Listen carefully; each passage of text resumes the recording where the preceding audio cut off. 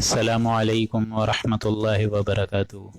الحمد للہ نحمده ونستعینه ونستغفره ونؤمن به ونتوکل علیہ ونعوذ باللہ من شرور انفسنا ومن سیئات اعمالنا من يهده الله فلا مضل له ومن يضلله فلا هادی له ونشهد ان لا الہ الا اللہ وحده لا شریک له ونشهد أن محمدا عبده ورسوله أما بعد أعوذ بالله من الشيطان الرجيم بسم الله الرحمن الرحيم ويدعو الإنسان بالشر دعاءه بالخير وكان الإنسان عجولا وجعلنا الليل والنهار آيتين فمحونا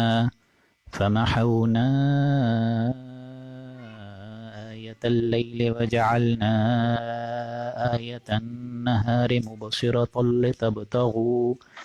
لتبتغوا فضلا من ربكم ولتعلموا عدد السنين والحساب وكل شيء فصلناه تفصيلا رب اشرح لي صدري ويسر لي أمري واحلل عقدة من لساني يفقهوا قولي اللهم إنك عفو كريم تحب العفو فاعف عنا اللهم لا تدع لنا في مقامنا هذا ذنبا إلا غفرته ولا هما إلا فرجته ولا كربا إلا نفسته ولا ديما إلا قضيته ولا مريضا إلا شفيته ولا ميتا إلا رحمته برحمتك يا عزيز يا غفار آمين يا رب العالمين۔ سامعین محترم، آج ہم لوگ اللہ کا نام لے کر سورہ بنی اسرائیل کا دوسرا، تیسرا اور انشاءاللہ اگر وقت اجازت دے گا تو چوتھا رکوع بھی کریں گے۔ سورہ بنی اسرائیل یوں سمجھیے کہ بالخصوص جو بڑے بڑے احکامات قرآن مجید کے آئے ہیں کہ انسان زندگی کس طرح گزارنا چاہیے اس کو، اور اسی زندگی میں وہ اپنی جنت کس طرح کما سکتا ہے، اور بالخصوص رہتی دنیا کو بھی جنت کس طرح بنا سکتا ہے، وہ آپ لوگ کو اس بالخصوص تیسرے اور چوتھے رکوع میں نظر آئیں گے آج۔ تو اب ہم بسم اللہ کرنے جا رہے ہیں۔ اعوذ باللہ من الشیطان الرجیم۔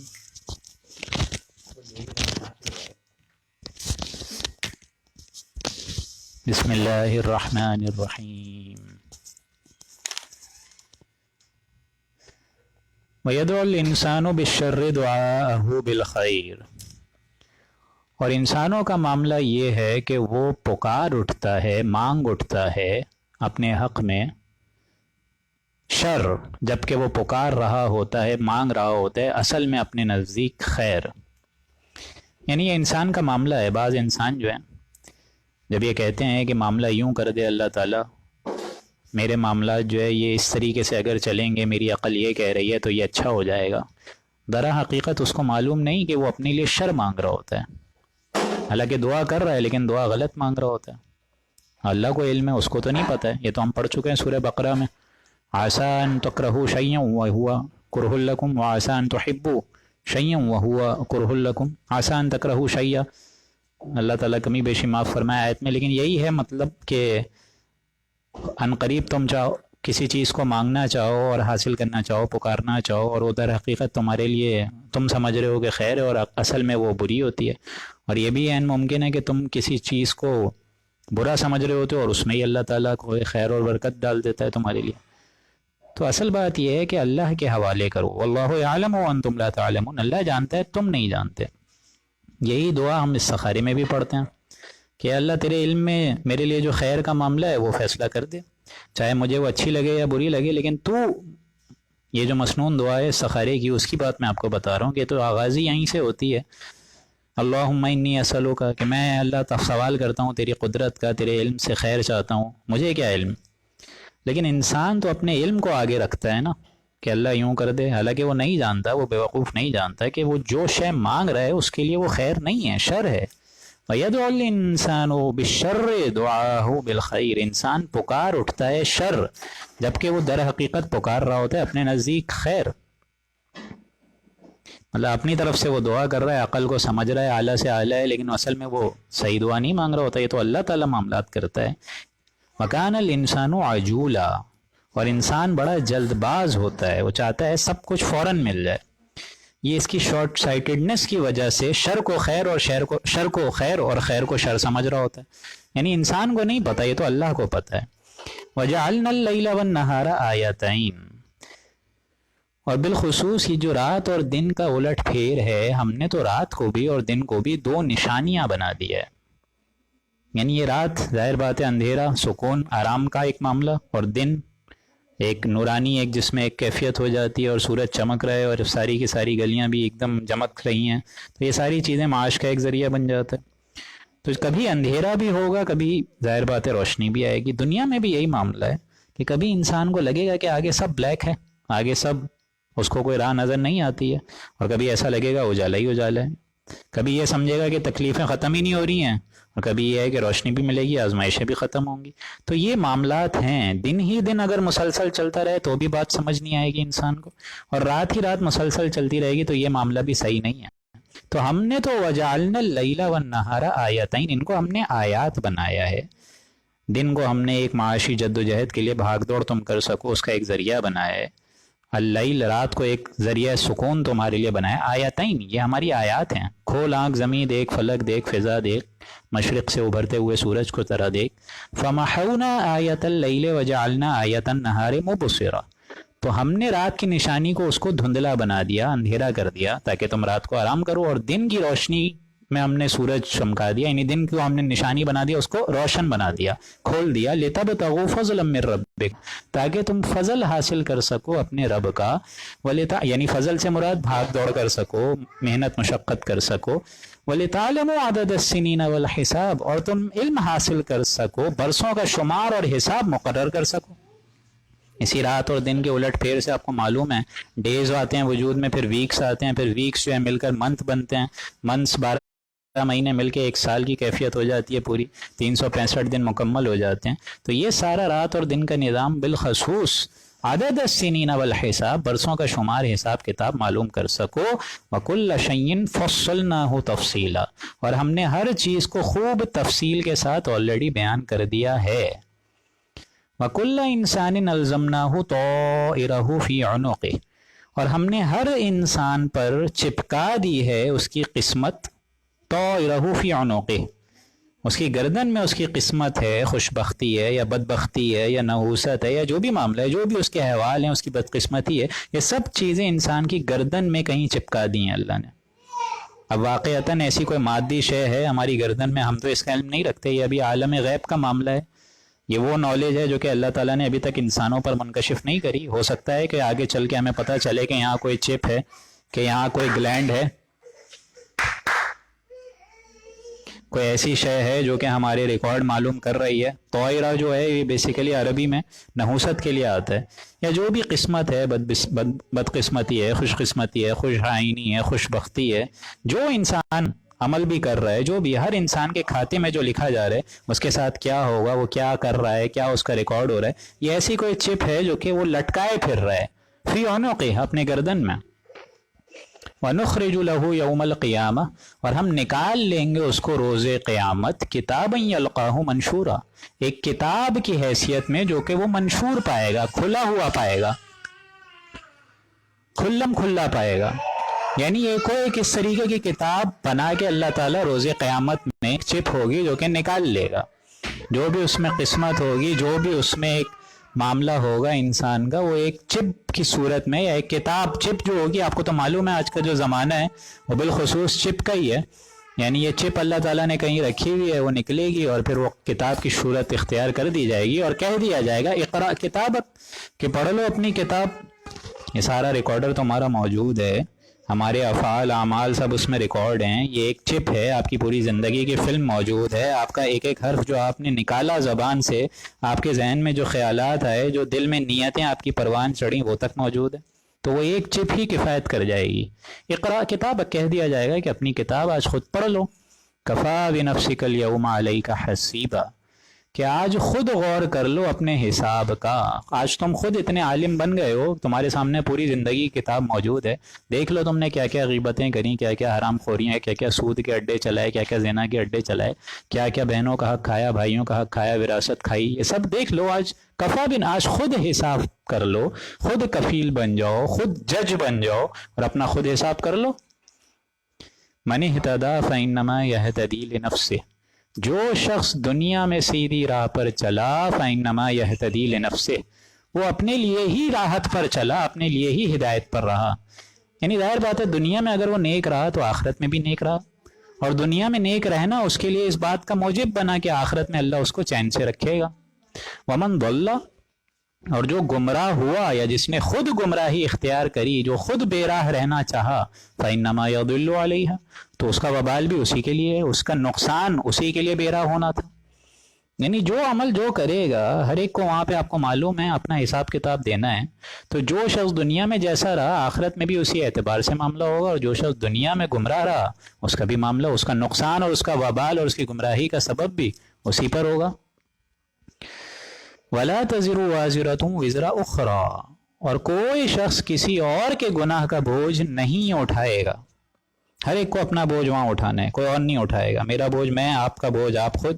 جو کوئی بھی لے کر آئے گا اس دن بوجھ, اس کا بوجھ اس کو خود ہی اٹھانا ہو. یعنی بوجھ سے مراد جو عمل لے کر آئے گا اس کی یا تو جزا ملے گی اور بدکاری ہوگی اس کی جزا کے بجائے سزا.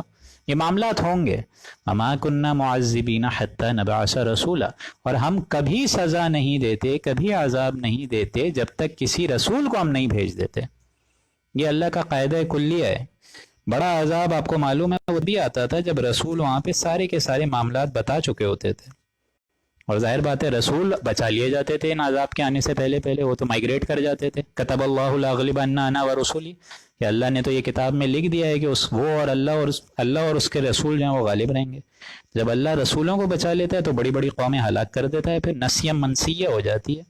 یعنی اتمام حجت اگر وہ کر دیں پھر جا کے عذاب آتا ہے. یہ نہیں کہ ان پر رسول آ جائے اور وہ ابھی رسول موجود ہیں اور معاذ اللہ پھر عذاب ہے. نہیں, ایک بار رسول آ جائے, وہ حق کا حق ہونا ظاہر کر دے, باطل کا باطل ہونا ظاہر کر دے, پوری کتاب سمجھا دے, پھر بھی جو قوم اڑی رہتی ہے ان کو وما کننا معذبین, ہماری یہ کوئی سنت نہیں ہے کہ جب کسی رسول کو جب تک نہیں بھیجتے تو ہم ان کو عذاب کا دروازہ کھولتے ہیں. نہیں, ہم پہلے بات واضح کرتے ہیں. وَإِذَا أَرَدْنَا أَن نُهْلِكَ قَرْيَةً, اور جب ہم کسی بستی کو ہلاک کرنا چاہیں, جب ہم کسی فَإِذَا أَرَدْنَا أَن نُهْلِكَ, جب ہم کسی بستی کو ہلاک کرنا چاہیں, یعنی اس کو نسیہ منسیہ کرنا چاہیں, قریہ کسی بستی کو, امرنا مترفیہا, تو ہم اپنا امر اس پر لازم کر دیتے ہیں. مترفیہا, تو وہ خوش عیش لوگوں کو حکم ہم دے دیتے ہیں. ففسقوا فیہا, تو اس میں عیش کرنا شروع کر دیتے ہیں وہ بدبخت لوگ. یعنی پہلے ہم ان کو ظاہر بات ہے خوب عیش و عشرت کے دروازے ان لوگوں کے لیے کھول دیتے تھے. اور بالخصوص یہاں دولت مندوں کی طرف اشارہ ہے کہ دولت مندوں کو اللہ پھر کھلی چھوٹ دے دیتا ہے. اگر وہ اللہ کے غضب کی ایک یوں سمجھیے کہ مستحق ہو جائے تو اللہ تعالیٰ بھی آسانی کر دیتا ہے, پھر ان کی رسی دراز کر دیتا ہے.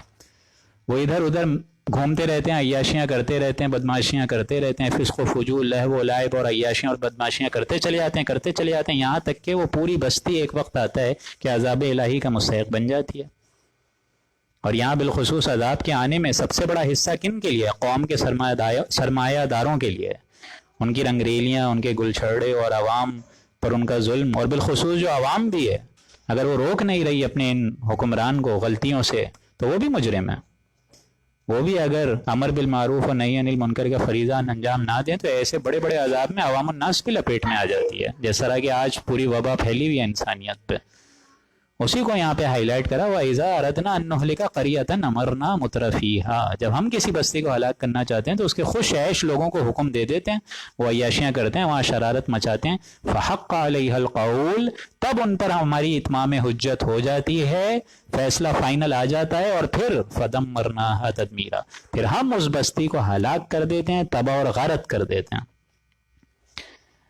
وَكَمْ أَهْلَكْنَا مِنَ الْقُرُونِ مِنْ بَعْدِ نُوحٍ, اور ہم نے کتنی ہی بستیوں کو, کتنی ہی امتوں کو, کتنی ہی جنریشنز کو ہلاک کر دیا. من بعد نوح, حضرت نوح علیہ السلام کی قوم کے بعد, حضرت نوح علیہ السلام کے دورانیے کے بعد, جب بڑی بڑی قومیں پھر وجود میں آئیں, پری ابراہمک پوسٹ ابراہمک قومیں, قوم لوط، قوم شعیب، قوم مدین، قوم سمود، قوم عاد، یہ سب ہم پڑھ چکے ہیں سورہ اعراف سے، سورہ ہود میں۔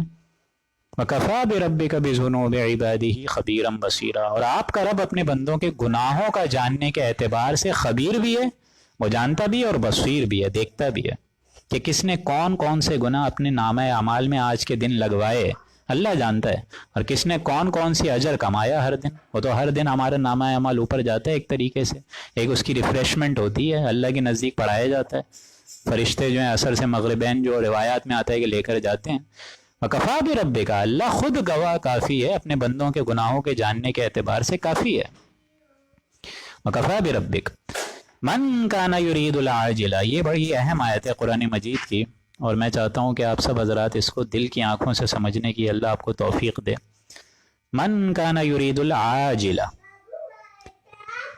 جو شخص دنیا کی عیش کا اور عاجلہ کی زندگی کا طلبگار ہوگا، یہیں کا دنیا کا ہی مستی، دنیا کا ہی عیش، یہیں کا عارضی آرام، یہیں کی دولت، یہیں کا نام، یہیں کی شہرت، یہیں کی اقتدار، یہیں کی جائیداد، یہیں کی اعلیٰ سے اعلیٰ ملز، اور یہیں سے اعلیٰ سے اعلیٰ اپنا پروفیشنل کیریئرز یہیں پہ ہی لگا رہا۔ من کانا یرید العاجلہ، جو کہ طلبگار ہوگا عاجلہ کا۔ عاجلہ کیا ہے؟ عاجلہ ہے اجل سے نکلا ہے، جلدی کا جو طلبگار ہوگا، یعنی دنیا کی ساری رنگریلیاں جو ہیں وہ جلدی آ جائیں، جلدی آ جائیں۔ دنیا کیا ہے؟ مؤنث دنیا اور ادنا مذکر، دنیا ہے چھوٹی شے، یہ تو چھوٹی شے ہے آخرت کے مقابلے میں۔ من کانا یرید العاجلہ، جو کہ جلدی کا طلبگار ہوگا کہ جلد از جلد ساری دنیا مل جائے، عجلنا لہو، تو ہم دے دیں گے اس کو، ہم اس کو دنیا میں دے دیں گے، دنیا میں وہ جو چاہے گا ہم اس کو دے دیں گے، لیکن دو شرائط کے ساتھ، یعنی اس کی محنت کو کسی نہ کسی درجے میں کامیاب تو ہم کر دیں گے، لیکن دو شرائط کے ساتھ۔ عجلنا لہو فیہا ما نشاء لمن نرید، جتنا ہم چاہیں گے اور جس کے لیے چاہیں گے ہم دے دیں گے، دنیا میں محنت کا نتیجہ ایسے لوگوں کو دے دیں گے، لیکن دو شرائط کیا ہے؟ جتنا چاہیں گے ہم، اللہ جتنا چاہے گا وہی ہوگا، اور جس کے لیے چاہیں گے اتنا ہی دے گا اللہ۔ یعنی یہ ضروری نہیں کہ ہر شخص جو دنیا کا طالب ہے اسے دنیا ہی مل جائے گی، نہیں، بہت سے ایسے لوگ ہیں جو گھس جاتے ہیں پوری زندگی، اپنی ایڑیاں جو ہیں گھس دیتے ہیں، لیکن دنیا پھر بھی ہاتھ نہیں آتی، تو یہ تو اللہ کا فیصلہ ہے۔ ثم جعلنا لہو جہنم، پھر ہم اس کے بعد اس کو جہنم میں ڈھال دیں گے، جہنم تجویز کر دیں گے اس کے لیے، جہنم کے اندھیروں میں پھینک دیں گے اس کو، کیونکہ وہ ساری طلبگاری اس کی تھی دنیا کے لیے، تو آخرت میں تو کوئی حصہ بچا ہی نہیں نا، آخرت کے لیے تو وہ محنت ہوئی نہیں۔ اور جب جہنم میں یہ جائے گا، یصلاھا مذموما مدحورا، یہ جب جائے گا جہنم میں تو بہت ذلیل ہو کر جائے گا، بدحال ہو کر جائے گا، رائندہ درگاہ ہو کر جائے گا، جہنم کے اندر داخل ہوگا۔ لیکن اس کے برعکس ومن اراد الآخرہ، جو شخص آخرت کا طلبگار ہوا، یہ ہے اصل شے، یہ ہے وہ لٹمس ٹیسٹ۔ آپ سارے حضرات میری بات سن رہے ہیں، ہر شخص ذرا اپنے گریبان میں آج جھانکے اور واقعتاً سوچے کہ ہمیں آخرت پر ایمان ہے۔ آپ سب جھانکے اپنے دل میں اور اپنے آپ سے یہ سوال کریں، میں بھی جھانک کے پوچھتا ہوں اپنے آپ سے کہ ہم سب کیا طالب دنیا ہیں یا طالب آخرت ہیں؟ اور دیکھیں یہاں لفظ دنیا نہیں آیا، عاجلہ ہے۔ دنیا میں بتا رہا تھا نا، مؤنث شے، ادنا سے نکلیا، ادنا مذکر ہے، چھوٹی شے، اور عاجلہ جلدی والی شے، نقد والی شے، یعنی دنیا کی راحتیں جو آرام ہے وہ بھی نقد، دنیا کی جو آزمائشیں، تکالیف، یہ ساری باتیں وہ بھی ایک طرف، وہ بھی نقد، فوری تو محسوس نہیں ہوتی وہ بھی، جبکہ آخرت کی راحت بعد میں آنے والی شے ہے، وہ تو نظر نہیں آئے گی، آخرت تو بعد میں آئے گی نا، لیکن جو تکلیفیں دنیا میں آتی ہیں وہ بھی تو ہمیں فوراً محسوس ہو جاتی ہیں نا، اور جو دنیا کی راحت ہے وہ بھی فوراً محسوس ہو جاتی ہے۔ لیکن دنیا میں جو ہر حرامیاں کر رہے ہیں اور جو دنیا میں ظلم کر رہے ہیں، ان الشرک لظلم عظیم کر رہے ہیں، کوئی یتیم کا مال کھا رہا ہے، جس کے آگے ہم پڑھ چکے ہیں پہلے 10 پاروں میں، کیا تھی وہ آیت؟ انما یاکلون فی بطونہم، جو یہ کام کر رہے ہیں فی النار، یہ تو آگ کھا رہے ہیں، یتیم کا مال نہیں بلکہ آگ کے گولے کھا رہے ہیں، لیکن پیٹوں میں آگ کس کو محسوس ہوتی ہے؟ وہ تو نہیں ہوتی نا۔ تو یہ تو آخرت میں پتہ چلے گا، آخرت کی راحت بھی بعد میں آنے والی شے ہے، اور آخرت کا عذاب بھی بعد میں آنے والی شے ہے، وہ سمجھ لیں مسلسل ہے، ختم نہیں ہوگا۔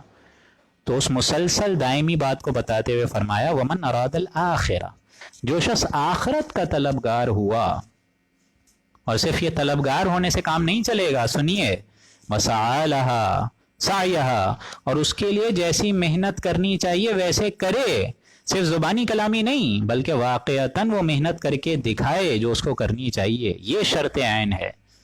اور اس کے بعد ایک اور شرط عین، وہ ہوا مؤمن، اور ہو بھی مومن، کرسچن نہیں، ہندو نہیں، یہ نہیں کہ فلاحی ادارے بنائے ہیں لیکن مسلمان نہیں ہو تو اللہ بخش دے گا، نہیں۔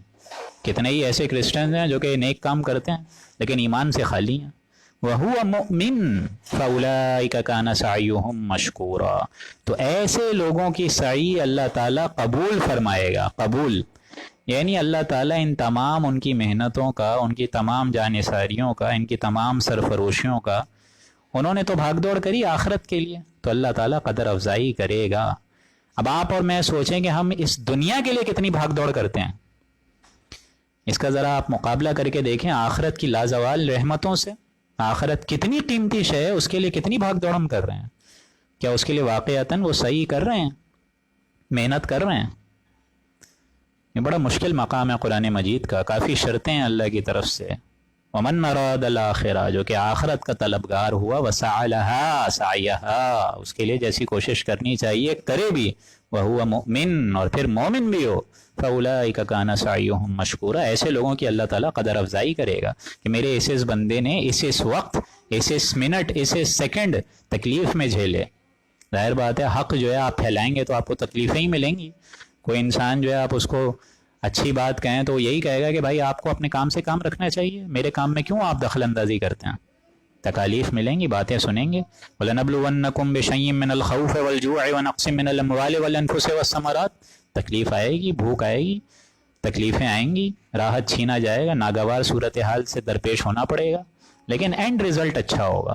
كُلًّا نُمِدُّ هَٰؤُلَاءِ وَهَٰؤُلَاءِ مِنْ عَطَاءِ رَبِّكَ، آپ کے رب کی عطا ہے دنیاوی میں زندگی میں تو ہم ان کو بھی دے رہے ہیں اور ان کو بھی دے رہے ہیں، یعنی دنیا میں مال و اسباب تو ہمیں دینا ہی ہے، ذہنی صلاحیتوں میں ہم نے کسی کو اونچا رکھا، کسی کو نیچے رکھا، یہ سب مال ہے، دینا تو ہمیں ہے ہر ایک کو، ہم اہل ایمان کو بھی دیتے ہیں، کافر کو بھی دیتے ہیں، طالب دنیا کو بھی ہم دیتے ہیں، طالب آخرت کو بھی ہم دیتے ہیں، مجرموں کو بھی دیتے ہیں، مومنوں کو بھی دیتے ہیں۔ جب ہم نے دنیا امتحان کے لیے رکھی ہے تو راشن تو ہمیں دینا ہے، کھانا پینا تو دینا ہے، سبسسٹنس تو ہمارے ذمے ہے، لیکن من عطاء ربک، آپ کے رب کی عطا سے تو دونوں ہی فیضیاب ہو رہے ہیں نا، دنیا تو اللہ نے چلانی ہے۔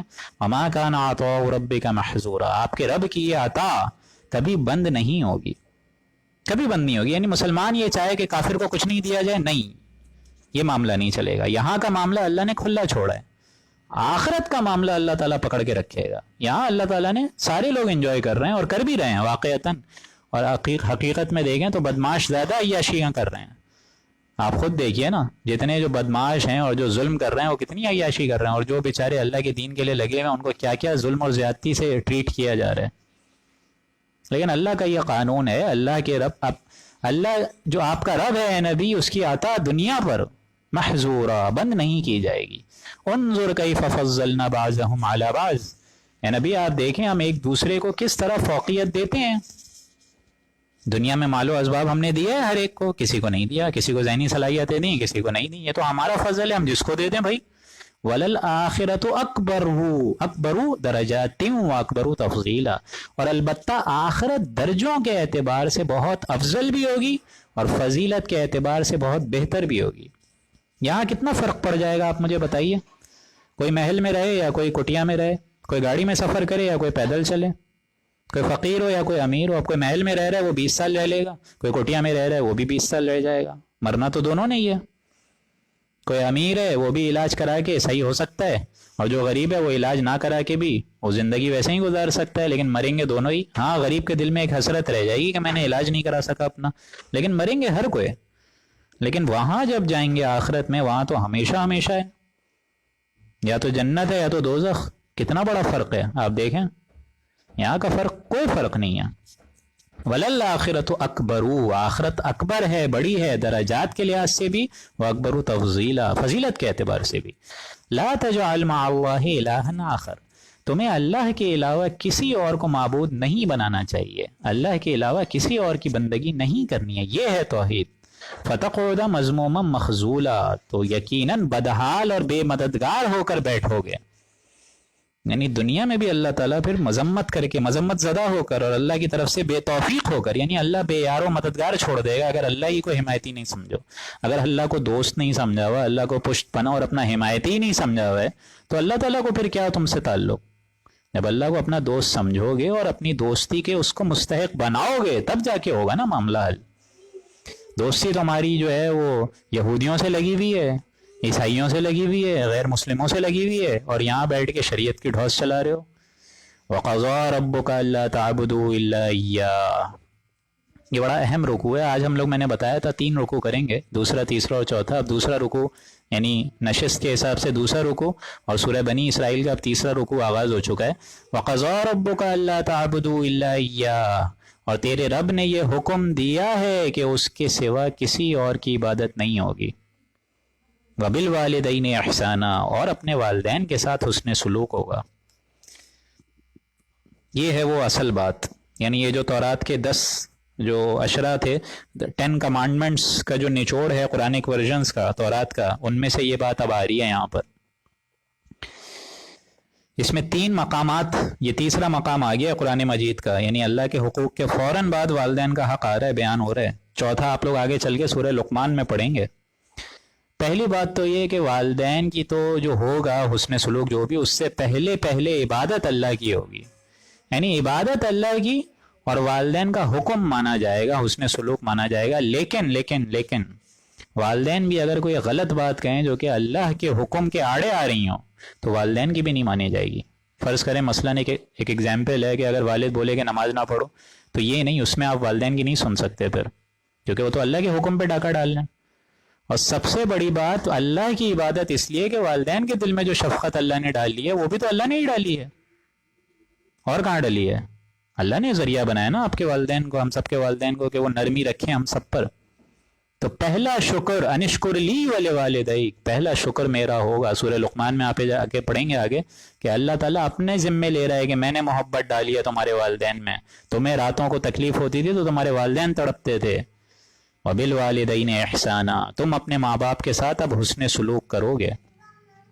اِمَّا يَبْلُغَنَّ عِنْدَكَ الْكِبَرَ أَحَدُهُمَا أَوْ كِلَاهُمَا، اگر پہنچ ہی جائیں تم میں اگر پہنچ ہی جائیں ان دونوں میں سے، دونوں کے دونوں، یا کوئی ایک، بڑھاپے کی انتہائی ضعیفی کی عمر میں، یعنی اگر پہنچ ہی جائے بڑھاپے کی حالت میں، ضعیفی کی عمر کو کوئی پہنچ جائے، یا تو ایک پہنچ جائیں یا دونوں پہنچ جائیں، یا والد فوت ہو گئے والدہ آ جائیں، والدہ فوت ہو گئی یا والد آ جائیں، یا دونوں آ جائیں، او کلاہما، کوئی ایک آ جائے یا دونوں آ جائیں، فلا تقل لہما اف، سو پہلا حکم ہم سب کو کیا ملا ہے کہ انہیں اف تک نہیں کہنا۔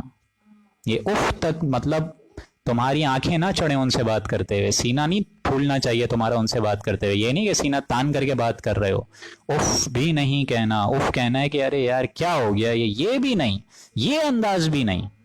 ولا تنہرہما، ان کو جھڑکنا نہیں ہے، سینہ تان کے بات نہیں کرنی، ابا جان کیا ہو گیا، آپ کو ڈکیانوسی جیسی باتیں کرتے ہیں، زمانہ بدل گیا، یہ نہیں۔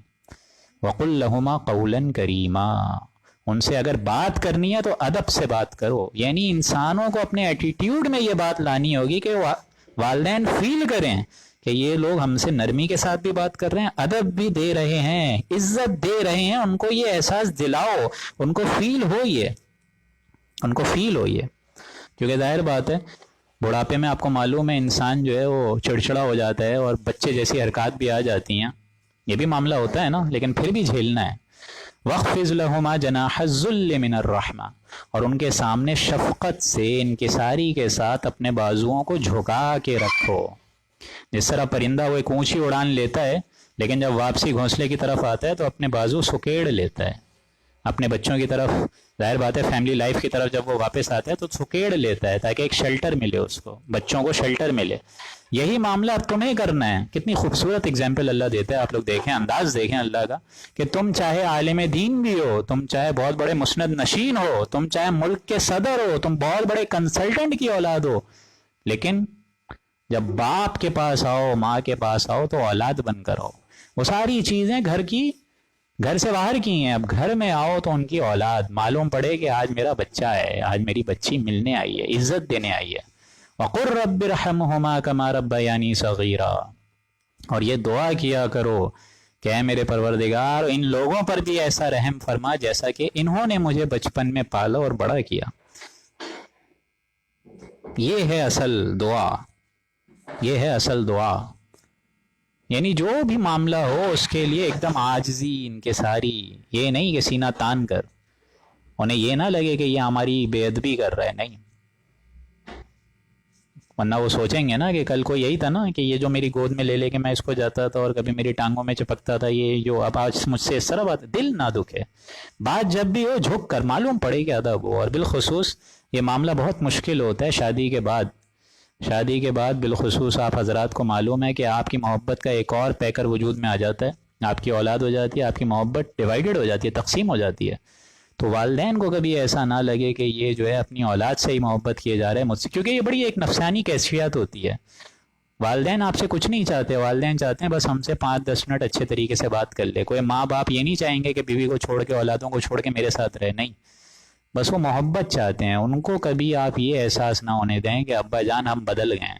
یہ ہے اعتدال، جو کہ بہت مشکل کام ہے دنیا کا، میں کہتا ہوں سب سے مشکل ترین کام ہی ہے اعتدال، بیلنس، جس کی صرف ایک ہی بھرپور اگزامپل ہے روئے زمین پہ، حضرت محمد مصطفیٰ صلی اللہ علیہ وآلہ وسلم۔ چاہے باپ کی صورت، چاہے سسر کی صورت، چاہے داماد کی صورت، چاہے سپہ سالار کی صورت، چاہے دوست کی صورت، چاہے رہنما کی صورت، چاہے شوہر کی صورت، ہر اعتدال کے ساتھ انہوں نے رشتہ چلایا، ماشاء اللہ صلی اللہ علیہ وآلہ وسلم۔ تو یہ بھی تمہارے ساتھ ہو سکتا ہے کہ رب ارحمہما کما ربیانی صغیرا، دعا کرو کہ سب سے زیادہ چھوٹا تو اے اللہ میں خود تھا، میں ضعیف تھا، میں کمزور تھا، میرے لیے غذا کا، میرے لیے پینے اوڑھنے کا، میرے لیے کھانے پینے کا مجھے کوئی تکلیف ہوتی تھی تو تڑپتے تھے یہ، اب ان کے یہ احسانات کا میں کیا بدلہ چکا ہوں، تو میں تجھ ہی سے درخواست کرتا ہوں کہ جو کچھ احسانات انہوں نے کیے یا اللہ ان کے طفیل تو ان کی خطاؤں کو بخش دے، یا اللہ تو ان پر رحم فرما اس کے ذریعے، یا اللہ ان کی پردہ پوشی فرما، یا اللہ ان کے گناہوں کو معاف فرما، یا اللہ ان کی خطاؤں کو درگزر فرما، یا اللہ اگر ان میں سے کوئی ایک تیرے پاس آ گیا ہے تو ان کی مغفرت فرما، ان کو کروٹ کروٹ جنت الفردوس نصیب فرما، یا اللہ تعالیٰ ان کے آگے برزخی معاملات کو حل فرما۔ رب ارحمہما، اب ان کا میں کیا بدلہ دوں، میں تجھ ہی سے درخواست کرتا ہوں رب ارحمہما کہ ان پر رحم فرما، کما ربیانی صغیرہ، جیسا کہ انہوں نے مجھ پر رحم فرمایا جبکہ میں چھوٹا تھا۔ ربکم اعلم بما فی نفوسکم، اب دیکھیں کتنی ایک نفسیاتی کیفیت کھینچی ہے کہ کبھی ایسا بھی ہو سکتا ہے کہ تمہیں ان کی کچھ سنی انسنی بھی کرنی پڑ جائے، ایسا بھی تو ہوتا ہے نا، کبھی آپ خود مجبور ہوں کہ ابا جان آپ مجھے یہ جو کام کرنا کہہ رہے ہیں یہ میں نہیں کر سکتا، آپ کو بات ٹالنی پڑ سکتی ہے کہ میں مجبور ہوں، لیکن یہ کہ سختی نہ ہو، نہ لگے کہ یہ جو ہے میرے سامنے سینہ تان کر کے بات کر رہے ہیں، نہیں، وَخْفِضْ لَهُمْ جَنَاحَ الذُّلِّ مِنَ الرَّحْمَةِ وَقُلْ رَبِّ ارْحَمْهُمَا كَمَا رَبَّيَانِي صَغِيرًا رَبُّكُمْ أَعْلَمُ بِمَا فِي نُفُوسِكُمْ۔ اگر تمہیں مجبوراً کوئی بات ان کی ٹالنی ہے تو اللہ تو جانتے ہیں تمہارے نفسوں میں کیا ہے، تمہاری ضمیر میں کیا ہے، اللہ جانتا ہے۔ اس میں اشارہ ہے کہ بوڑھے والدین جب چڑچڑے ہو کر کوئی بات بول دیں، کیونکہ یہ ہم پڑھ چکے ہیں لِكَيْ لَا يَعْلَمَ مِن بَعْدِ عِلْمٍ شَيْئًا، کہ بوڑھے والدین خود جو ہے وہ بڑھاپے میں بچے جیسے بن جاتے ہیں، ان کو کوئی فیلنگز ہرٹ نہ ہو، ایسی باتیں کہہ دیتے ہیں بعض اوقات والدین جو نہیں کہنی چاہیے، اولاد ظاہر باتیں روک بھی نہیں سکتی، لیکن اگر مجبوراً اولاد کو یہ جواب دے بھی تو یہ نہیں کہ سینہ تار کر، بلکہ ادب کے ساتھ کہ ابا جان میں یہ کام نہیں کر سکتا ہوں، میری یہ مجبوری ہے، سختی نہ ہو۔ ربکم اعلم بما فی نفوسکم، تو اگر یہ ہے تو اللہ جانتا ہے تمہاری نیتوں کو۔ ان تکونوا صالحین، اگر تم صالح رہو گے، سعادت مند رہو گے، اگر اپنے والدین کی بات معلوم ہے تمہیں کہ تم نئی بات مان پا رہے ہو، جو بھی تمہاری مجبوری ہے وہ تو اللہ کے علم میں ہے، اگر تم صالح رہے، توبہ کرتے رہے، اپنے والدین کی خدمت بھی ساتھ ساتھ کرتے رہے، فَإِنَّهُ كَانَ لِلْأَوَّابِينَ غَفُورًا، تو اللہ تعالیٰ توبہ کرنے والوں کی خطاؤں کو معاف فرماتا ہے۔ ہو سکتا ہے یہ مجبوراً کیفیات کے ذریعے سے اللہ تعالیٰ تمہارے درجے بڑھا دے، تم اعتدال برابر نہیں کر پا رہے ہو، تمہیں کبھی نہ کبھی اپنے لیے فیلنگز، اپنے لیے ٹائم تم مینیج نہیں کر پا رہے ہو، تمہاری اپنی فیلنگز ہرٹ ہو رہی ہیں، تم خود پریشان ہو رہے ہو کہ اعتدال کیسے رکھیں، گھر میں جو ہے ایک ماحول عجیب بھی برقرار نہیں رکھ سکتے، تو ہو سکتا ہے ان تمام چیزوں سے اگر تم سعادت مند رہے، تم ان ساری چیزوں کو جھیل گئے اور سارے کے سارے معاملات ادب کے ساتھ، خلوص کے ساتھ، ہم آہنگی کے ذریعے تم نے ڈیل کر لیے، تو اللہ کو تو معلوم ہے نا، عالم بما فی نفوس، کوئی جانے یا نہ جانے اللہ کو تو معلوم ہے۔ ان تکونوا صالحین، اگر تم صالح رہے، فإنہ کان للأوابین غفورا، تو اللہ تمہارے حق میں توبہ کرنے والوں کو ظاہر بات ہے معاف کر دیتا ہے۔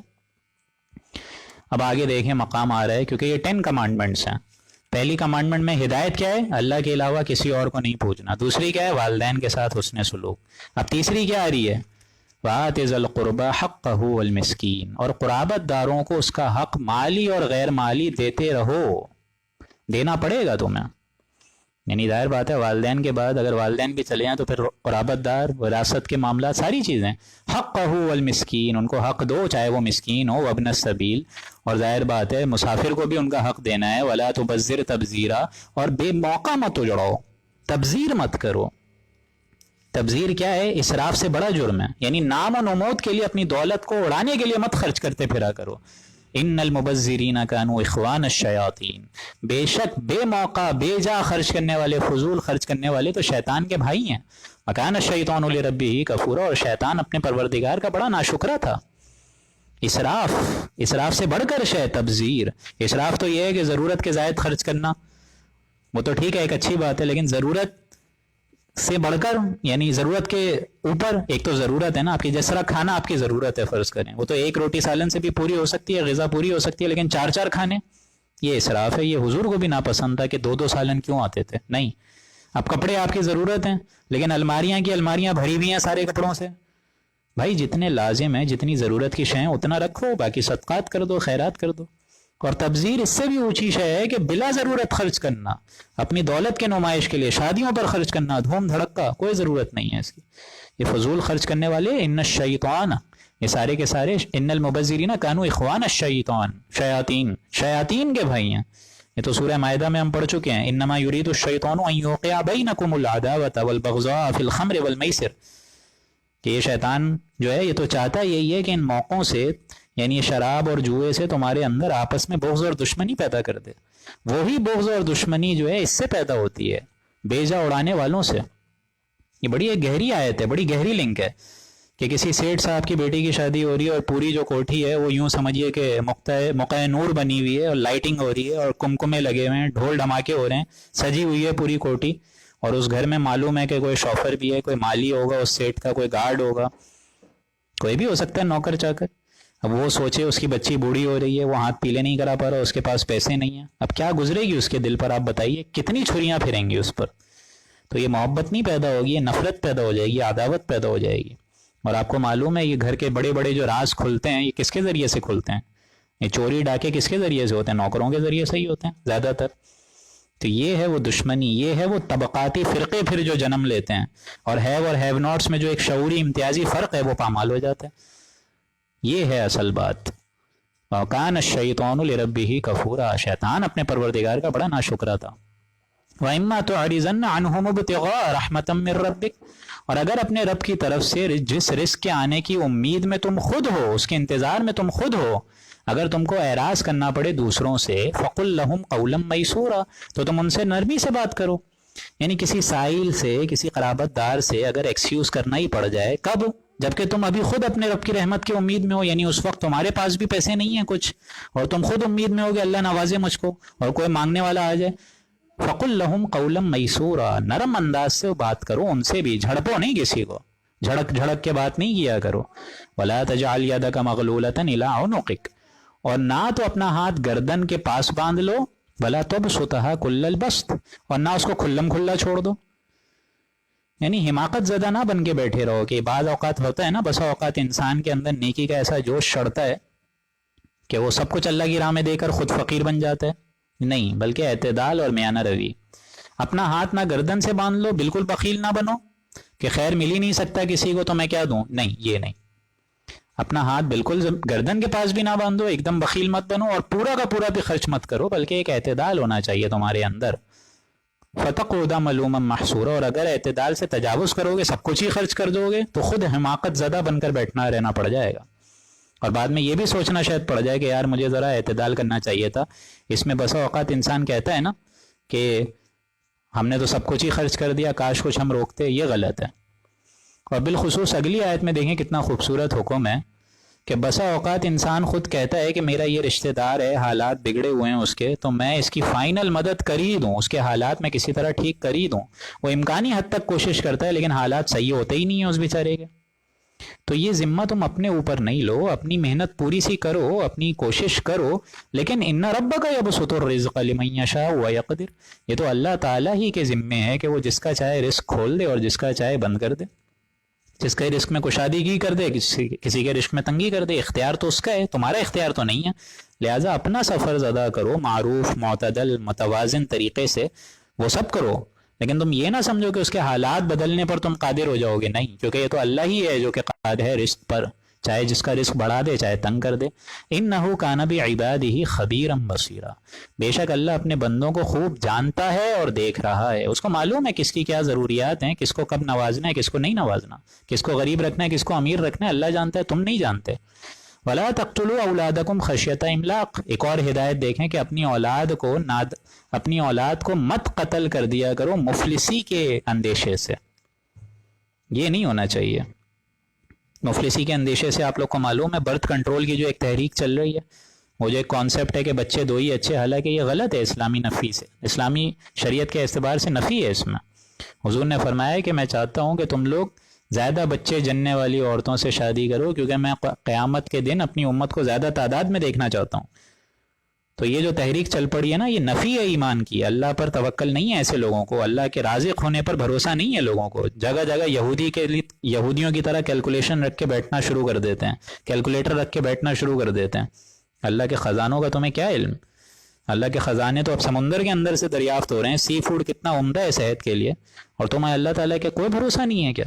جو ریڈ میٹ ہم کھاتے ہیں اس میں نہ جانے کیا کیا خرابی ہوتی ہے صحت کے لیے، بچے کی پیدائش، اور آپ لوگ کو معلوم ہے یہ جو بچے کی جو پیدائش ہے اس سے پہلے ماؤں کی چھاتیوں میں دودھ جو ہے وہ ابلنا شروع ہو جاتا ہے، بھرنا شروع ہو جاتا ہے، تو یہ تو رزق اللہ تعالیٰ فراہم کر رہا ہے نا، لیکن انسان اس کا غلط سوچ کے ذریعے سے غلط نتیجہ اپنے لیے نکالتا ہے، باقاعدہ ابورشن کرانا شروع کر دیتا ہے انسان، یہ بھی قتل کے حکم میں آئے گا۔ یعنی اگر نیت درست نہیں ہے اور بچے میں جان کے آثار بھی آ جائیں، اور بالخصوص یہ سوچ کر کے یار اس کو کھلائے گا کون، پلائے گا کون، جبکہ بچے میں حرکت آ گئی ہے، اس کے بعد اس کو قتل کر دینا، ایبورٹ کرا دینا نیت خراب ہونے کی وجہ سے، یہ بھی قتل کے زمرے میں آئے گا۔ ولا تقتلوا اولادکم، مت قتل کیا کرو اپنی اولادوں کو، خشیۃ املاق، مفلسی کے ڈر سے۔ نحن نرزقهم وإياكم، ہم ان کو بھی رزق دیتے ہیں اور ہم تم کو بھی دیں گے رزق۔ تم کیا سمجھتے ہو تم کو رزق کیا خود تمہاری اپنی محنت سے ملتا ہے؟ نہیں، ہم دیتے ہیں۔ ان قتلہم کان خطئا کبیرا، بے شک ان کا قتل کرنا بڑا بھاری گناہ ہے۔ ولا تقربوا الزنا، اور زنا کے قریب مت جاؤ، یہ نہیں کہا کہ زنا مت کرو، بلکہ کہا ہے زنا کے قریب مت جاؤ، کیونکہ اس سے پورا معاشرہ یوں سمجھیے سڈاس بن جاتا ہے، بیکار ہو جاتا ہے، اس کے اندر ایک انسانی تمدن کی ویلیو رہتی ہی نہیں ہے۔ انہ کان فاحشہ، بلا شبہ وہ بڑی بے حیائی کا حکم ہے، بے حیائی کی بات ہے، وساء سبیلا، اور بڑی بری راہ ہے۔ ولا تقتلوا النفس التي حرم الله الا بالحق، اور مت قتل کر دیا کرو اس جان کو جس کو اللہ نے محترم فرمایا ہے، اللہ نے حرام کرا ہے قتل کرنے کو، ہاں الا بالحق، مگر حق کے ساتھ، حق کے علاوہ کسی کو بھی ناحق قتل کر دینا، وہ تو ہم پڑھ چکے ہیں سورہ مائدہ میں، فقتل الناس جميعا، کہ ایسا ہے کہ اس نے تو پوری انسانیت کو مار دیا، لیکن حق کے ساتھ مارنا ضروری ہے۔ جس طرح قاتل کو قتل کیا جائے گا خون کے بدلے خون، یا اسلامی ریاست میں کوئی مرتد ہے اس کو مارنا جائز ہے، یا شادی شدہ زانی ہے اس کو رجم کیا جائے گا، بالحق، حق کے ساتھ۔ ومن قتل مظلوما، اور جو شخص ناحق قتل کر دیا جائے، فقد جعلنا لولیہ سلطانا، تو ہم نے اس کے وارث کو سلطان بنائے، اختیار دیا ہے، مقتول کے ورثہ جو ہیں اس کو اسلامی ریاست میں اس کو حق حاصل ہے۔ فلا یسرف فی القتل، مطلب اس کو حق تو حاصل ہے لیکن اس میں بھی وہ اسراف نہیں کر سکتا، یعنی خون کا بدلہ خون لے گا وہ، ایسا نہیں کہ ایک ورثہ کا ایک بھائی مارا ہے تو وہ اس کے 10 بھائی اس قبیلے کے مار دے، نہیں، اس میں بھی اسراف نہیں ہوگا۔ فلا یسرف فی القتل، اسراف اس میں بھی نہیں کرنا ہے، کتنا محکم نظام ہے آپ دیکھیں۔ لیکن ورثہ کو اصل اسلامی ریاست میں جو اختیار دیا ہے اللہ نے، وہ ورثہ کو دیا ہے، جان لینے کا جو حق ہے وہ ورثہ کا ہے، خون کے بدلے خون۔ اب اس میں آپشن ہے، چاہے خون کے بدلے خون، چاہے معاف کر دے، یا خون بہا پیسے لے کے معاف کر دے، یہ تینوں شکلیں جائز ہیں، جس میں اختیار ورثہ کے پاس ہے، کسی حکومت کے پاس نہیں، کسی جج صاحب کے پاس نہیں، ایون صدر مملکت تو کیا اس کے والد صاحب کے پاس بھی نہیں، جو کہ ہمارے دستور میں چلا آ رہا ہے کہ اسلام کی یہ منافی ہے، شریعت کے خلاف ہے، یہ اللہ کے خلاف بغاوت چل رہی ہے دوستوں، کتاب اللہ کے خلاف بغاوت ہے یہ۔ اللہ نے سلطان بنایا اس کو، اللہ نے اس کو اختیار دیا ہے، لیکن اس میں بھی وہ آگے تجاوز نہیں کر سکتا، یہ نہیں کہ ایک کے بجائے 10 مارتا پھرے، نہیں، انہو کانا منصورا، اس چیز میں اس کی مدد کی جائے گی، یعنی اس اسلامی ریاست میں جو حق اس کو حاصل ہے، اس میں جو گواہ ہیں وہ اس کی مدد کریں گے۔ ریاست کا کام ہوگا کہ وہ قاتل کو تلاش کرے، مقتول کے ورثاء کی مدد کرے، اس کو پکڑے، مقدمہ چلائے، اس پر ثبوت فراہم کرے، لیکن مقدمے میں مدعی ریاست نہیں ہے، حکومت نہیں مدعی فیصلہ کرے گی، مدعی ورثاء ہیں۔ they will take decision either to hang him or forgive him۔ وَلَا تَقْرَبُوا مَالَ الْيَتِيمِ إِلَّا بِالَّتِي هِيَ أَحْسَنُ، اور یتیم کے مال کے قریب بھی مت جایا کرو مگر یہ کہ بھلائی کے طریقے سے، اچھا انداز ہو، یعنی اگر تم سمجھو کہ جو یتیم ہے وہ اب بڑا ہو گیا ہے، اس کی پھر مدد کی جا سکتی ہے، وہ ایک بلوغت کی عمر تک پہنچ چکا ہے، سمجھ رکھتا ہے، شعور حاصل رکھتا ہے، تو اس کا مال حوالے کر دو، لیکن تب تک حفاظت میں رکھو اس کے مال کو، حتیٰ یبلغ اشدہ، یہاں تک کہ وہ اچھی بلوغت عمر کو پہنچ جائے۔ وَأَوْفُوا بِالْعَهْدِ، اور اپنے عہدوں کو پورا کرو۔ کتنے عہد ہیں اللہ کے ساتھ، اللہ کی شریعت کے ساتھ، حضور کے ساتھ، کتاب اللہ کے ساتھ؟ ان العہد کان مسئولا، بے شک ایسے عہد کی باز پرس ہوگی، تم سے سوال جواب پوچھا جائے گا۔ وَأَوْفُوا الْكَيْلَ إِذَا كِلْتُمْ وَزِنُوا بِالْقِسْطَاسِ الْمُسْتَقِيمِ، اور جب ناپ تول کرو تو پورا ناپو اور صحیح ترازو سے تولا کرو۔ یہ نہیں کہ ڈنڈی ماری جا رہی ہے، یہ بھی چل رہا ہے پاکستان میں، 100 روپے کے پھل کے بجائے 50 روپے کے پھل دیے جا رہے ہیں، مطلب جب وزن ہوتا ہے تو اس میں ڈنڈیاں مار دیتے ہیں وہ لوگ، اس میں وزن مت مارو، وزن میں کمی مت کرو، بلکہ پورا ناپ تول کرو، صحیح ترازو سے تولو، ذالک خیر، یہ زیادہ بہتر ہے، اچھا ہے، واحسن تأویلا، اور انجام کے لحاظ سے بھی بہت بہتر ہے، یعنی انجام اچھا ہوگا اس کا، ڈنڈیاں نہیں مارتے پھرا کرو، جو باقی رہ جائے گا، بقیت اللہ جو رہے گی اللہ کی طرف سے، وہ نفع ہوگا اس میں تمہارے لیے برکت ہوگی، خیر ہوگی، رادر دین تم ڈنڈی مارو اور زیادہ مال لے لو، اس میں برکت نہیں، نحوست ہو جائے گی۔ تو یہ جو کاروباری حضرات ہیں وہ بھی اس بات کو سمجھیں۔ وَلَا تَقْفُ مَا لَيْسَ لَكَ بِهِ عِلْمٌ، اب اس آیت میں جانے سے پہلے، کیونکہ اب بالخصوص آخری 5 منٹ رہ گئے ہیں، تو یہ آیت میں جانے سے پہلے ذرا آپ اس بات کو سمجھیں کہ یہ جو قرآنک ورژنز آف 10 کمانڈمنٹس سے ان کو ذرا ایک بار میں چاہ رہا ہوں ریپیٹ آپ سمجھ لیں کہ پہلی ہدایت کیا ہے کہ اللہ کے علاوہ کسی اور کو نہیں پوجنا ہے، لا تجعل مع اللہ الہا آخر، اللہ کے علاوہ اور کسی کی بندگی نہیں ہوگی، نمبر 1۔ نمبر 2، والدین کے ساتھ حسن سلوک۔ نمبر 3، والدین کے بعد رشتہ دار، غربا، مساکین، ان کے حالات پر رحم۔ نمبر 4، فضول خرچی مت کرو، بلکہ اگر خرچ کرنا ہی ہے تو اللہ کے دین کے لیے کرو، رشتہ دار، غربا، مساکین، سارے ورثہ، ان سب کے لیے کرو۔ اور نمبر 5، تمہاری اپنی حالت اگر صحیح نہیں ہے، تمہاری خود حالت جو ہے فقیری کی، اور اگر لوگ مانگنے آ جائیں تو ان سے بھی بات کرو تو نرم انداز سے۔ پھر نمبر 6، صدقات خیرات کے معاملے میں انتہا پسندی نہیں، بخیل نہیں، ہاتھ گردن سے بھی نہیں باندھو اور نہ کھلے چھوڑ دو۔ نمبر 7، کسی غریب کا حال بدلنا اگر تم چاہو تو تم بدل نہیں سکتے، اپنی سی کوشش کرو، مگر یہ نہ سمجھو کہ حالات بدلنے پر تم قادر ہو، کیونکہ ان اللہ یرزق من یشاء، اللہ تعالیٰ رزق میں جس کے چاہے بڑھا دیتا ہے، ویقدر، چاہے کم کر دیتا ہے۔ زنا کے قریب مت جاؤ، 8واں حکم۔ 9واں حکم، انسانی جان کا احترام، اور جو ناحق قتل کرے تو ورثہ کا اختیار اس میں۔ نمبر 10، یتیموں کے مالوں کے قریب نہ جاؤ یہاں تک کہ وہ بلوغت تک نہ پہنچ جائیں۔ پھر آگے چلیں، عہد کی پاسداری، ناپ تول میں صحیح رکھنا، ایمانداری سے معاملہ کرنا، کیونکہ جو بچے گا اس میں برکت ہوگی، بے ایمانی سے زیادہ تو حاصل کر لو گے لیکن برکت نہیں، نحوست ہوگی۔ اب جو آیت آ رہی ہے وہ بڑی اہم ہے قرآن مجید کی، وَلَا تَقْفُ مَا لَيْسَ لَكَ بِهِ عِلْمٌ، اور جس چیز کی تمہیں ایک شعور حاصل ہی نہ ہو اس چیز کے پیچھے مت لگو کہ جس کا علم تم کو دیا ہی نہیں ہے، یعنی ایسی بات کے پیچھے مت لگو، مت چپکو جن کا علم تم کو ہے ہی نہیں، یعنی توہمات کی طور پر اپنی زندگی مت گزارو۔ اشرف المخلوقات کی حیثیت سے جو تمہارے معاملات ہونے چاہیے دنیا میں وہ علم کی بنیاد پر ہونے چاہیے، سنی سنائی باتوں پر نہیں، جن کی کوئی دلیل نہیں ہے، جن کی کوئی حکمت نہیں ہے، نہیں، اشرف المخلوقات کے اعتبار سے ہمارے لیے شایان شان نہیں ہے۔ اب یہ جو علم یہاں بتا رہا ہے اللہ، ما لیس لک بہ علم، یہ علم کون سا ہے؟ ہم جو علم حاصل کرتے ہیں وہ کون سا علم حاصل کرتے ہیں آپ بتائیے؟ ہم جو علم حاصل کرتے ہیں وہ 2 طریقے کے ہیں، جو انسانوں نے علم حاصل کیا ہے اس دنیا میں وہ 2 طریقوں سے حاصل کیا ہے۔ ایک ہے ایکوائرڈ نالج، جو ہمارے سینسز سے آتا ہے، آنکھوں سے، چھونے سے، چکھنے سے، زبان سے، ناک سے، کان سے، یہ جو حواس خمسہ ہے سینسز سے آتا ہے، پھر اس کو پروسیس کرتا ہے ہمارا مائنڈ، کمپیوٹر۔ اور دوسرا علم جو ہے وہ ہے ریویلڈ نالج، یہ جو پہلا والا تھا یہ ایکوائرڈ نالج تھا جو سینس سے آتا ہے، سینسز سے، اور جو دوسرا ہے وہ ہے ریویلڈ نالج، وہ دیا جاتا ہے، ایکوائرڈ نالج انسان خود حاصل کرتا ہے اور ریویلڈ نالج انسان کو دی جاتی ہے وحی کے ذریعے سے. یہ وحی کا جو ذریعہ ہے، یہ علم جو ہے، اس کا ریسیپینٹ کون ہے؟ اس کے ریسیپینٹ آپ کے حواس خمسہ نہیں ہیں، دماغ نہیں ہے، اس کی حواس خمسہ کوئی اس سے تعلق نہیں ہے، بلکہ اس کے علم کی ریسیپینٹ ہے ہیومن سول، اسپرٹ. اس کا تعلق حیوانی وجود سے نہیں ہے، روحانی وجود سے ہے، جس کا مسکن میرا اور آپ کا دل ہے، دل. اور یہی وہی آتی تھی انبیاء پر، ریویلڈ نالج. لہٰذا نبوت کا جو علم ہے وہی اصل علم ہے، اس کو سمجھ لیں. یہ تو ایکوائرڈ نالج سے ایک طریقے سے علم کا ایکسپلوژن ہو رہا ہے ہمارے سینسز سے، حواس خمسہ سے. ان السمع والبصر، دیکھیں اگلی آیت وہی ہے کہ ان السمع والبصر، کیونکہ کان، آنکھ، والفؤاد، اور دل. یہاں لفظی ترجمہ دل ہے، حالانکہ فؤاد کا مطلب دل نہیں ہے، یہ عقل ہے. ابھی میں آپ کو بتاتا ہوں کیسے. کل اولئک کان عنہ مسئولا، ان سارے سینسز سے اللہ تعالیٰ کے ہاں باز پرس ہوگی روز قیامت. اللہ نے یہ جو نعمتیں دی ہیں، ان کا حساب کتاب تمہیں دینا ہوگا. تم نے کیا علم حاصل کرا تھا؟ ایکوائرڈ نالج تو وہ ہے جو آپ حواس خمسہ سے حاصل کر رہے ہیں، پھر وہ آپ کا computer mind, brain, human brain اس کو فیڈ کر کے نتیجہ نکال رہا ہے، اس سے بحث کر رہا ہے، پرانی میموری سے ٹیلی کر رہا ہے. یہ ایکوائرڈ نالج ہے، ٹھیک ہے. لیکن ایک ہے ریویلڈ نالج، وہ تو تھی انبیاء کی. یہ جو آیت اب آ رہی ہے جو ہم پڑھ رہے ہیں، ان السمع والبصر والفؤاد، کہ یقیناً ہم نے تم کو کان دیے، ہم نے تم کو آنکھیں دی، اور ہم نے تمہیں عقل دی، برین دیا. اس ایکوائرڈ نالج سے یہ آیت بحث کر رہی ہے. افیدہ، عقل. افیدہ کہتے ہیں کہ اس کو ہے فائدہ.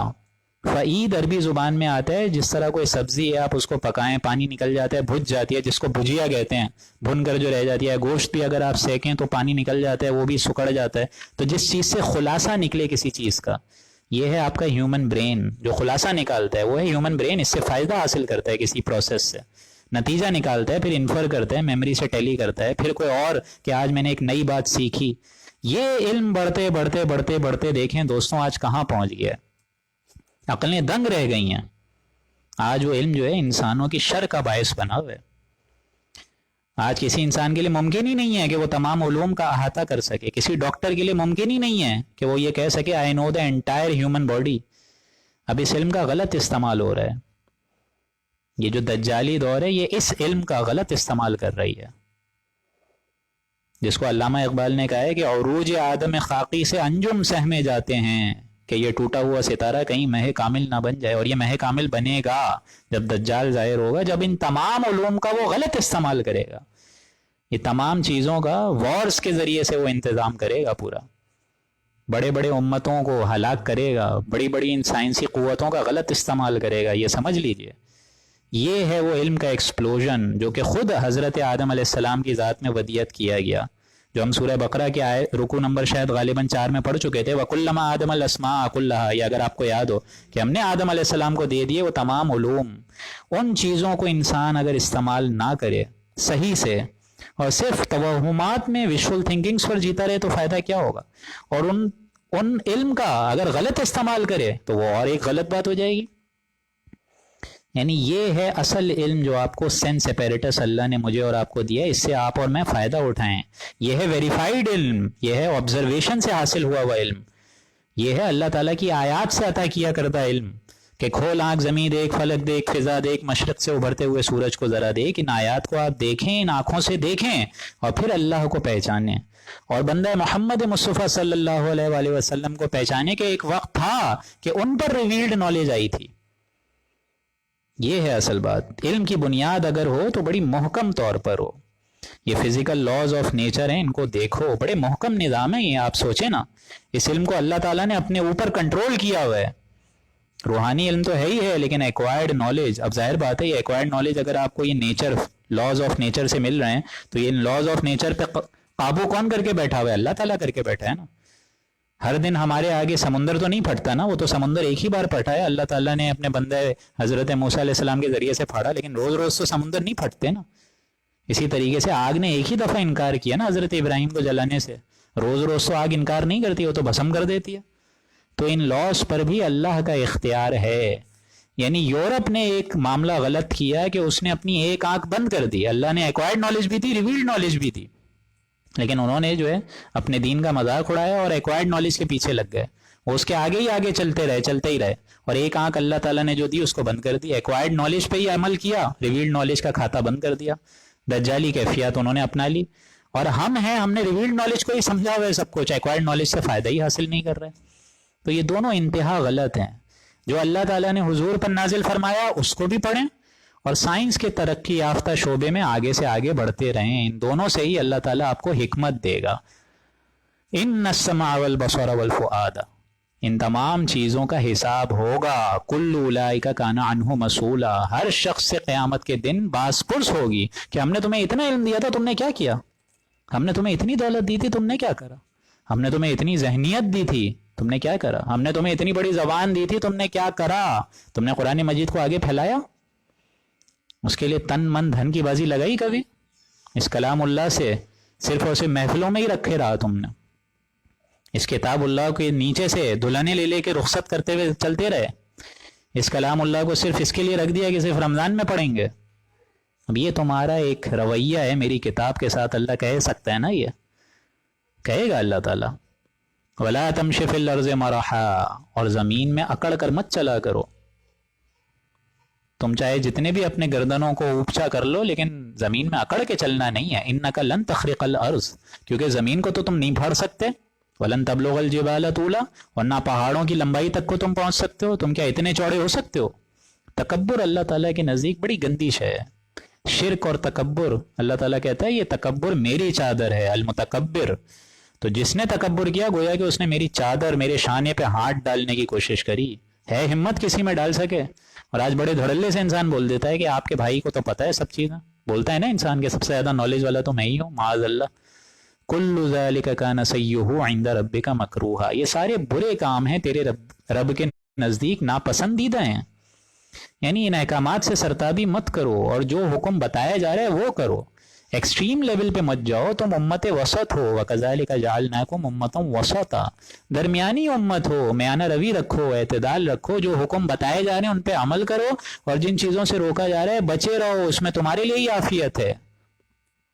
کل ذالک کان سیئہ، برے ہیں یہ کام تیرے رب کے نزدیک، عند ربک مکروہا، بالکل ناپسندیدہ ہیں۔ ذالک مما اوحی الیک ربک من الحکمہ، یہ باتیں اللہ تعالیٰ اس حکمت میں بیان فرما رہا ہے، اللہ تعالیٰ نے آپ کے اوپر وحی کے ذریعے سے یہ باتیں کھولی ہیں، من الحکمہ، اور حکمت ہے ان سب میں، یعنی یہ باتیں کوئی مذاق تو نہیں ہیں۔ تمدن، انسانی تہذیب، انسانی ثقافت، انسانی اجتماعیت کے لحاظ سے یہ بیسک اصول ہیں جن سے دنیا میں ہی انسان نہ صرف جنت کما سکتا ہے بلکہ آخرت میں بھی انسان سرخرو رہے گا۔ وَلَا تَجْعَلْ مَعَ اللَّهِ إِلَٰهًا آخَرَ، اور آخری دو آیات کہ اللہ کے علاوہ کسی اور کو معبود مت بناؤ، اپنی خواہشات نفس کو بھی معبود مت بناؤ۔ أَرَأَيْتَ مَنِ اتَّخَذَ إِلَٰهَهُ هَوَاهُ، آگے چل کے سورہ فرقان میں آپ لوگ پڑھیں گے کہ اے نبی آپ اس شخصی ضمانت لیں گے جس نے اپنی خواہش نفس کو ہی معبود بنایا ہے؟ اور بالخصوص تعیس عبد الدینار والدرہم، حضور نے فرمایا کہ ہلاکت ہے، بربادی ہے اس شخص کے لیے جو درہم اور دینار کا بندہ ہے۔ تو ایسا معاملہ کرو گے کیا تم؟ نہیں، اس لیے اپنی ساری توجہات کا مرکز اللہ تعالیٰ کے علاوہ اور کسی شے کو مت سمجھو، اس میں تمہارے لیے ہی عافیت ہے۔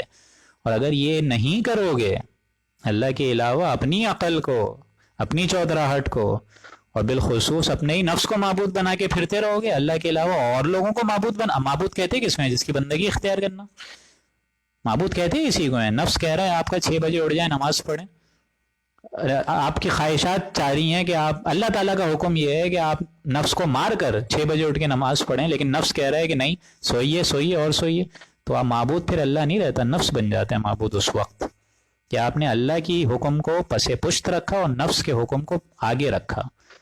اگر یہ معاملہ رہا فَتُلْقَى فِي جَهَنَّمَ، تو داخل ہوگے الزام زدہ جہنم میں، ملوما مدحورا، اس حالت میں داخل ہوگے کہ بہت ہی زیادہ راندائے درگاہ، ایک دم ہی ذلیل و خوار ہو کر اور الزام زدہ ہو کر جہنم میں پھینک دیے جاؤ گے۔